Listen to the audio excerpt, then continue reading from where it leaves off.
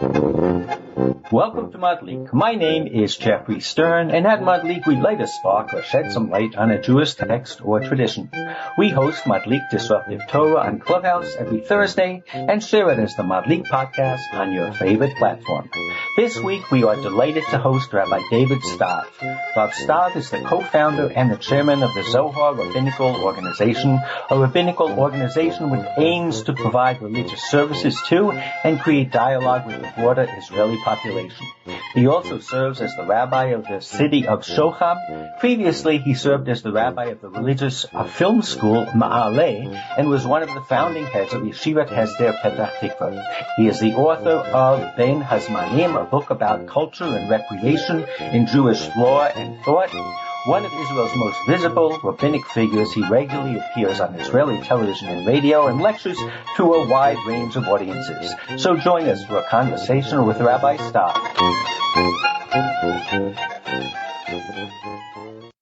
Welcome, Rabbi Stav. It's really a privilege and a pleasure to have you. We are going to learn more about you and more about Tzohar today. I just want to say that I looked at my notes, and I will be wearing two hats today. You're on the Madlik podcast, but I'm also the head of PEF. And in the last few weeks, I've been wearing both hats because we've been talking about the Matzav, the situation in Israel. And we've been relating and looking at the challenges of the current situation through the lens of Torah, sometimes the Parshiot. And so this fits right in. As I wrote you in my email last week, we looked at Mavoi Stam, an Amutah, an organization in Israel that works with Agunot in a war crisis. Clearly, it pivots towards making sure that soldiers go to war with the necessary preparation in terms of the halakha. So I looked at my notes, and I was in Lod at your headquarters. Are you still located and headquartered in Lod? Yes, we have headquarters in Lod, but we have also branches in Tel Aviv, Yerushalayim, Haifa, and Kiryat Shmona, and a few other small places. Fantastic. So when I was there in 2014, the main focus of what Tzohar was doing was to make sure that any Israeli who wanted to get a marriage certificate, approval to get married, was greeted with a yes and not a no. And what I mean to say is, and this is something that we talk about on Madlik all the time, I believe, and I think you believe, that if you are a Baal Halacha, you need to show your wisdom by saying yes more often than saying no. And the idea was that when a couple comes into a marriage office, typically it's run by the rabbanut, who at that time was not that I think responsive to the needs of the people that came. You created competition because you created a warm, healthy environment where if someone was marrying, for instance, someone who was from another country, you would not require them to go out and prove that they were Jewish. You would help them do it. You had contacts all around the world. Your idea of marrying somebody was how can you be there for them and provide Judaism for them. So my guess is that was in 2014. Tzohar has come a long way. So before we get into what you're doing at this particular moment for the war, maybe you could just update me on what Tzohar is doing. You already said you have many offices throughout the country, but give us the big picture. So first of all, to continue with what you have just started, Tzohar Bemet is an organization that, unlike a government office that its first reaction to any customer is a kind of being suspicious, Tzohar sees the customers as his friends and as a customer that he needs to provide him service because otherwise he will turn somewhere else. So, and since most of our customers are young couples that if we will not treat them in a proper way, they will fly to Cyprus or elsewhere we knew that we ought to be there in order to give them an arm, to embrace them, and to escort them to the wedding in the nicest and more and overwhelming way possible. So today, just before the war, I'm referring to Tzohar before the war. Tzohar before the war is an organization that performs more than 5,000 weddings a year, helps more than 4,000 people to prove that they are halachically Jewish, so that they'll be able to get married in Israel. Helps thousands of kids to celebrate their bar mitzvahs with our programs. And I could continue on and on to share with you stories and projects that we are involved in. I mean, we have a project of davening together on Yom Kippur and on Shavuot studying together and reading the Megillah together. It became a kind of empire of Judaism that is a source of inspiration for most of the Israelis. And I would dare to say that for most Israelis, secular Israelis today, Tzohar is the address for Judaism that they could associate with and would love to affiliate with.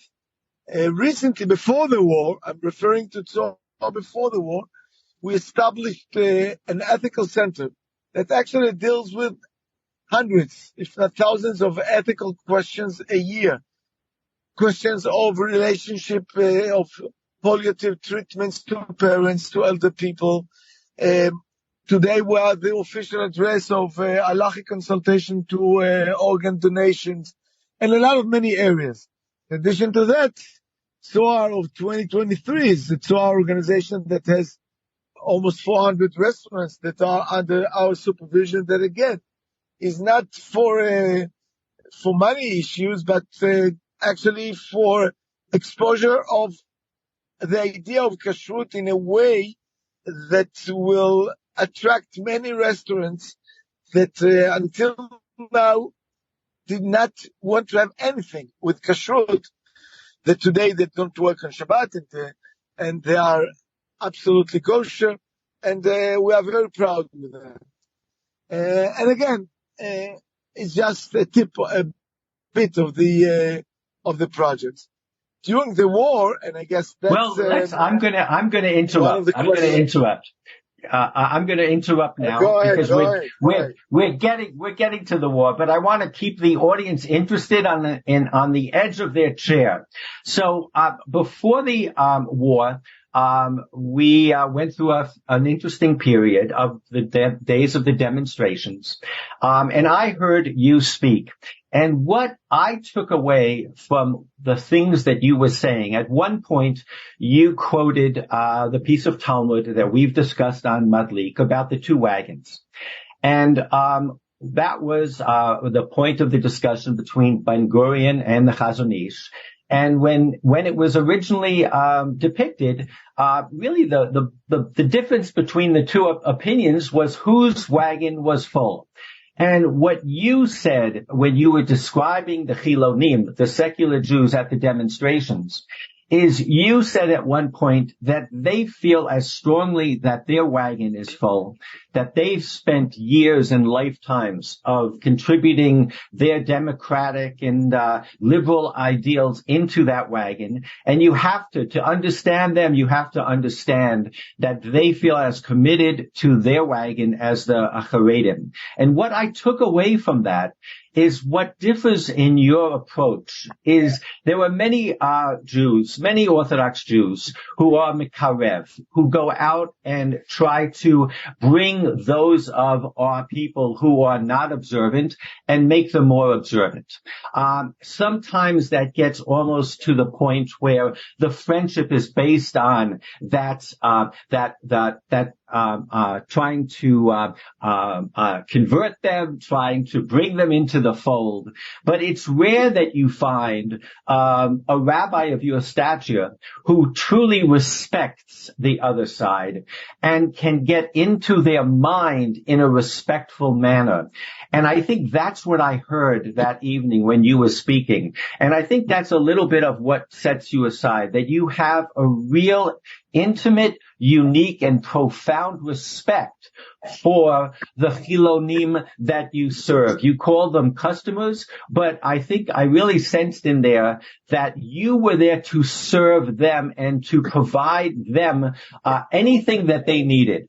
I guess the parallel that I would say is if someone comes to me and says they want to have a Seder, I think the only response is, how can I help? And if a Jew comes to you and wants to observe a wedding and it has rock music and it has this and that, your job and the Tzohar rabbi officiating's job is to just enable them to take advantage of the rich Jewish tradition, but not impose it on them. Am I putting too many words into your mouth? No, first of all, no, it's not too many words, and it's I fully agree with what you're saying. I really believe that Judaism has different ways to be expressed. But even if I, as an Orthodox Jew and an Orthodox rabbi, believes in one way and I fulfill mitzvot and implement the ideas of mitzvot in a certain way, I have to respect others that see the situation or express the Judaism in a different way. And I should respect that. I have no hidden agenda to make them frum. What they see is what they get. And I don't try not to impose and not to cheat. I'm exposing them to Judaism that for many of them is something that they never met before. And I would like them to be exposed to that. During the judicial reform, Tzohar's position was basically dealing with the danger of trying to impose on secular people ideas and not only ideas, but rules and laws that actually would force them to be observant. And we believe that especially in these generations, maybe in different generations as well, coercion is not the right way to deal with any spiritual challenge, and especially not with secular people. Because secular people, once they see coercion, they run away and they fight the best they can in order to confront any kind of coercion. So that's why I really don't believe in that methodology. And what I said to the leaders, and unfortunately we needed a war to understand that, is that you cannot coerce the Israeli society for a judicial reform. That doesn't matter who is right in this reform, but the fact that it's perceived as something that wants to coerce Jewish values on the secular society is enough to postpone it, or at least to explain it, or at least to do it in a way that will not be perceived coercive as it was. I think that I was one of those who, maybe the first one, who criticized the religious leadership not for the content of the judicial reform, but for the way it was done, because I believed, and I still believe, that the way it was done created a lot of hatred to Judaism and to religious people. So when you ended that talk, you said something that was profound and serves as, I think, a great segue to what the crisis that we're in today and what Tzohar is doing. You said that the word in Hebrew for a crisis is mashbir. And you said that right. Mashbir can mean crisis, but it can also mean to give birth. Mashbir. And it also means to give birth.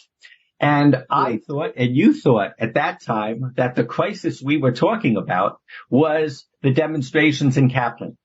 Little did we know that the crisis that we were dealing with was the war that we're presently at. And many people have made a parallel between the war and 1948. not Yom Kippur War, not any other war. It's almost as though we are back to the beginning.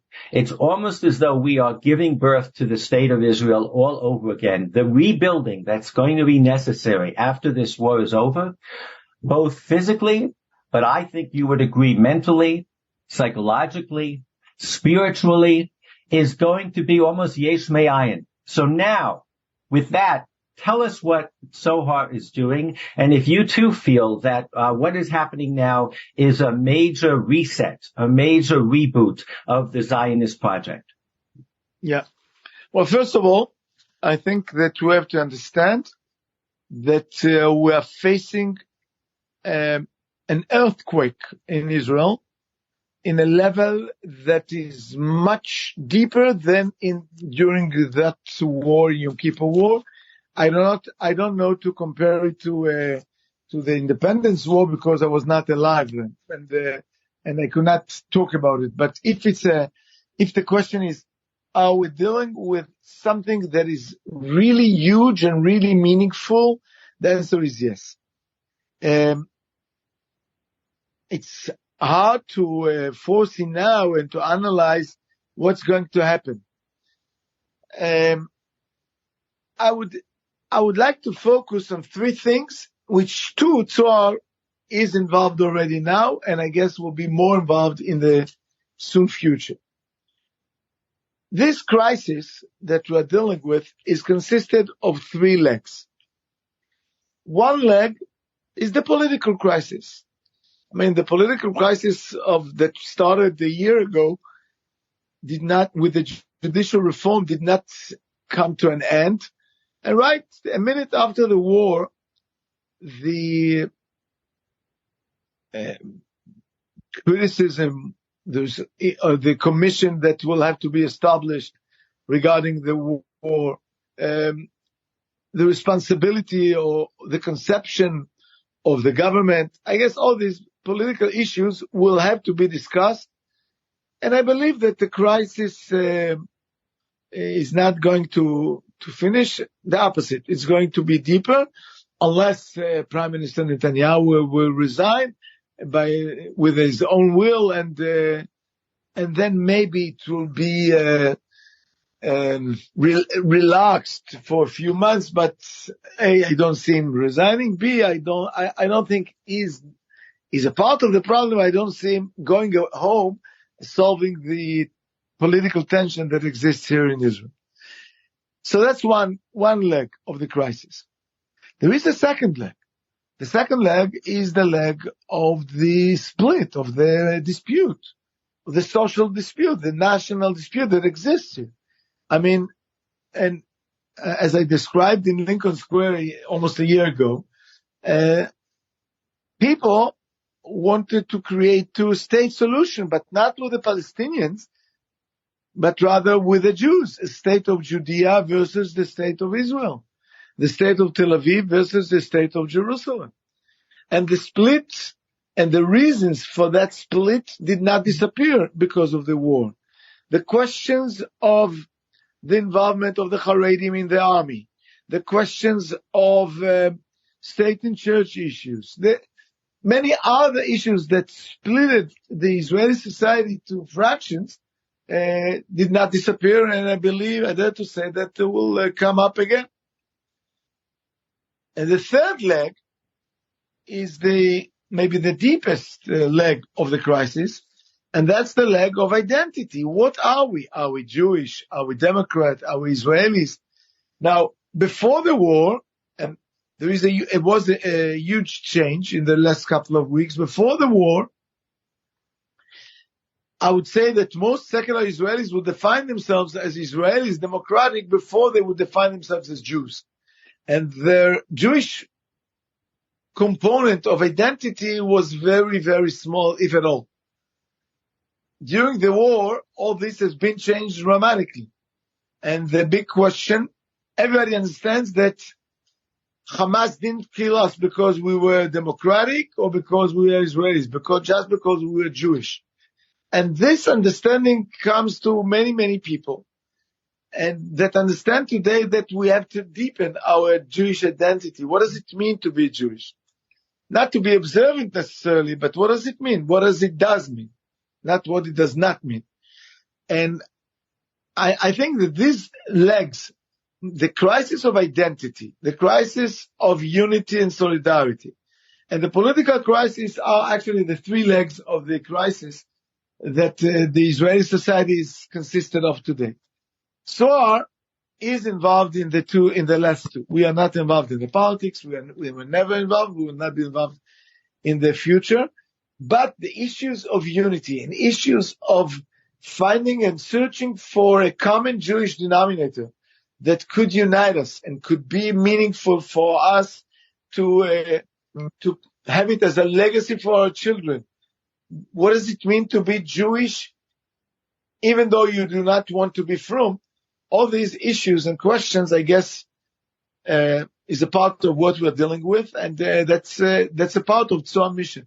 So if Tzohar before the war were basically a kind of an alternative to the services of the rabbinate, today we started to understand that even before the war, but today we understand that actually we have to be not only an alternative, a positive alternative of services, but actually a positive alternative of contents, of ideas, of something that when you will talk to the people, they will say, wow, there's something to hear. I want to be a part of this way of thinking, of this way of this kind of values.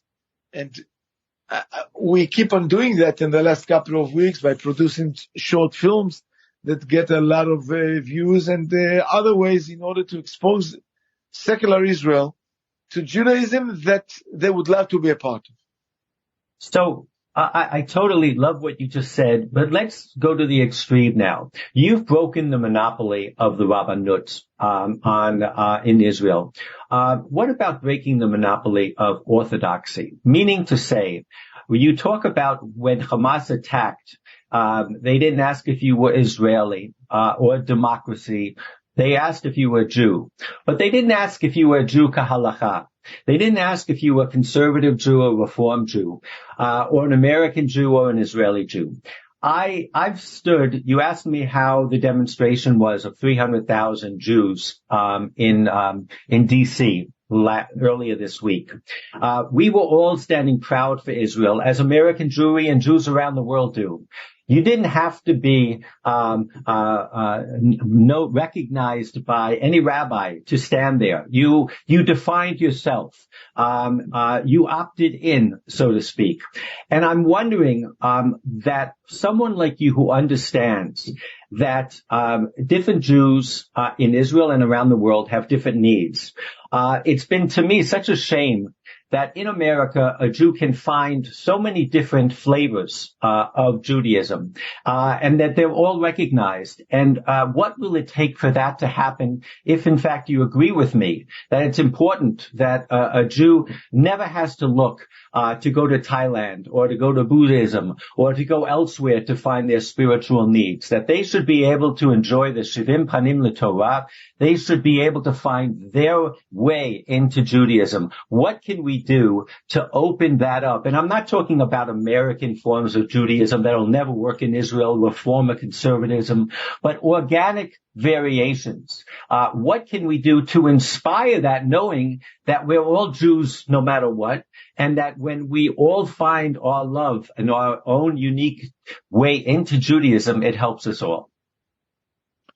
So first of all, I agree with you. I think that the Israeli society should be open to different ways of Judaism. It's not, I don't own the Judaism. I am a part of, I believe that I am representing something which is the original Judaism and the one that I think that Jews should relate to. But I fully understand that there are others that believe differently. And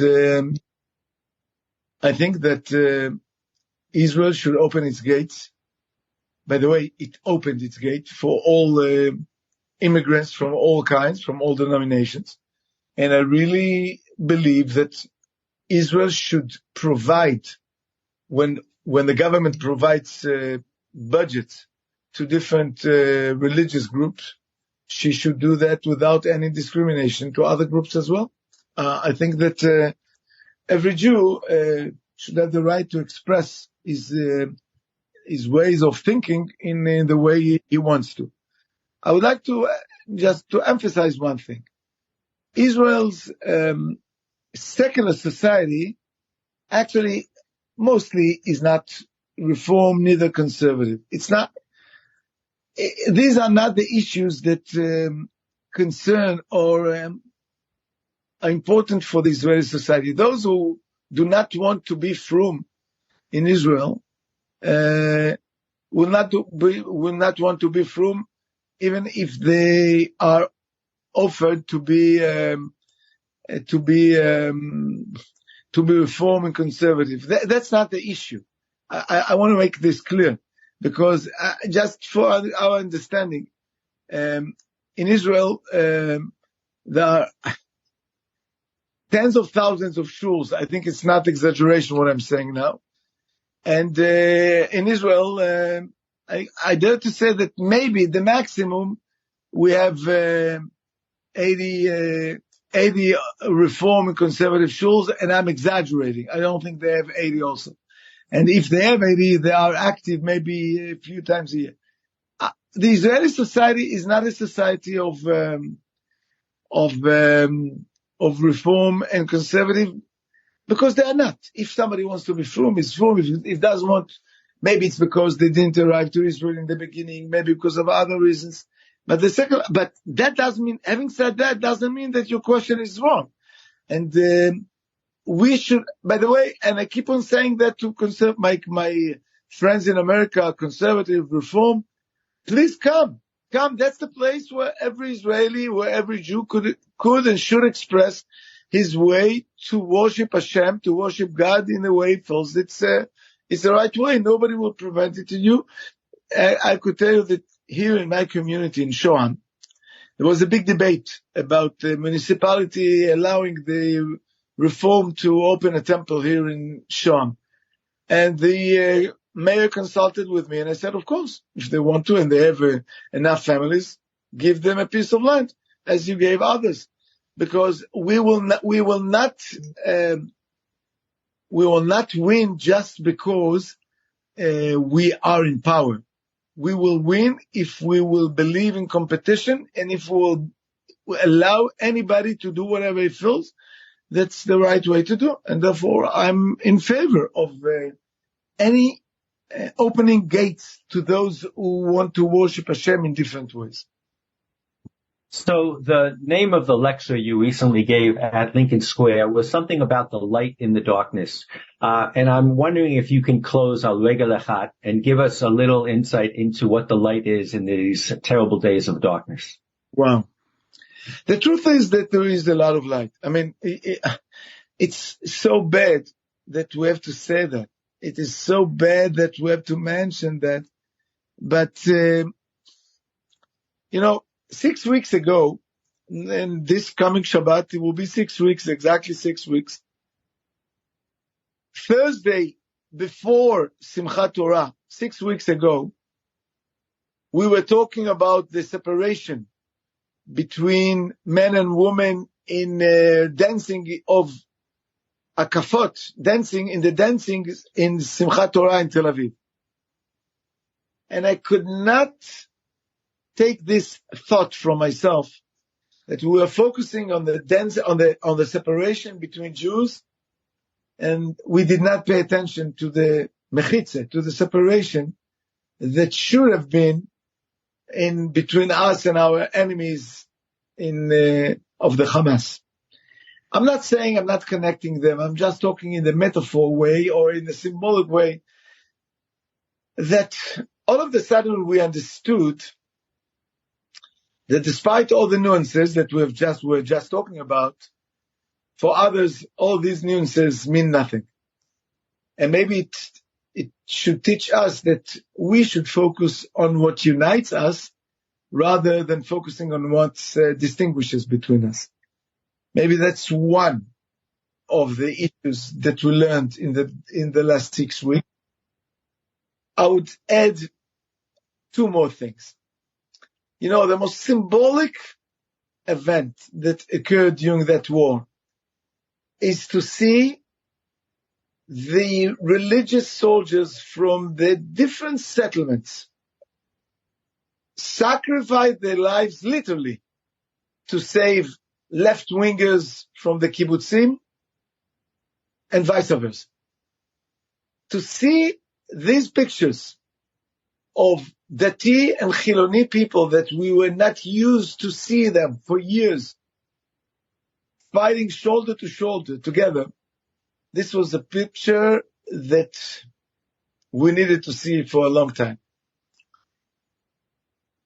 I would quote what I quoted in my last visit in Lincoln Square Synagogue, a piece of paper that was written by a very famous Israeli journalist, Omer Barak, saying, I was embarrassed to define myself as Jewish.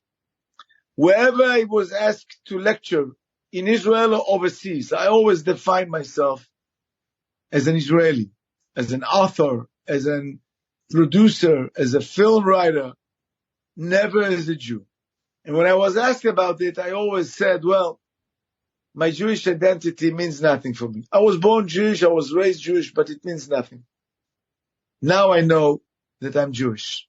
I will never hide this identity. And I'm not becoming frum tomorrow. I'm searching my way. Actually, I'm asking you to help me to find my way. I will not wear kippah. I will not go to shul tomorrow, but I want to be Jewish. And I think this is the mission, and this is the light of what's going on today in Israel. People understand that they are Jews, and all of a sudden, they look for meaning, for content, for being Jewish. If they don't want to put on film, or if they don't want to wear tzitzis, and many of them maybe do war during the war. But what does it mean to be Jewish? And if I will just say one word, since last week you dedicated a few minutes for weekly portion, so I will share with you one, and with this we'll end this podcast. This week's portion, we are going to read the story of Yitzchak digging wells, and the Palestinians fill them with dust, with dirt. And the question is why? Why don't you utilize the wells Yitzchak was digging for you, for himself and for you, for the wealth of your society? The most important product in desert is water. Somebody brought water for you. Why don't you use it for your benefit, for your people? And the answer is, or at least the simple answer is, Vayekanu oto plishtim, they were jealous. If you want to understand the difference between the missions of the descendants of Yitzchak and the current Hamas movement, the descendants of Yitzchak intend to bring bless and prosperity for the rest of the world. The Jewish people are the ones that irrigated Africa, brought them so many scientists and farmers in order to invent and to develop a whole industry of irrigation, of using water. And our enemies want to stop the wells, to fill them with dust, instead of developing their territory and to make this Gaza Strip a place of a paradise, to make it to look like Dubai and Abu Dhabi and other developed places in the Arab world.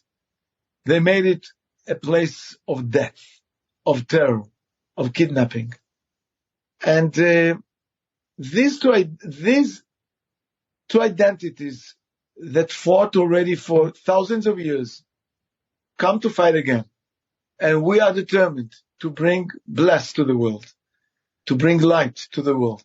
We will destroy the darkness. We will destroy the evil and the brutality and the cruelty of these people.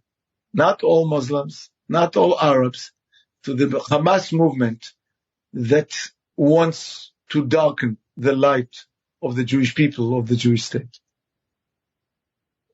Thank you so much, and thank you for all that you do at Tzohar, because you truly are not only building wells, but you're making the wells wider, more available to more Jews. And maybe we'll have you back another time, and we can discuss how the perspective of the wideness of Judaism not only is affecting the Chilonim who are fighting with religious settlers, but might have to affect the religious settlers in insight into what Judaism is. That will be for another time. But today, thank you for providing us with the wells, widening the wells, and doing what you do. Chazak v'yamatz. Shabbat shalom.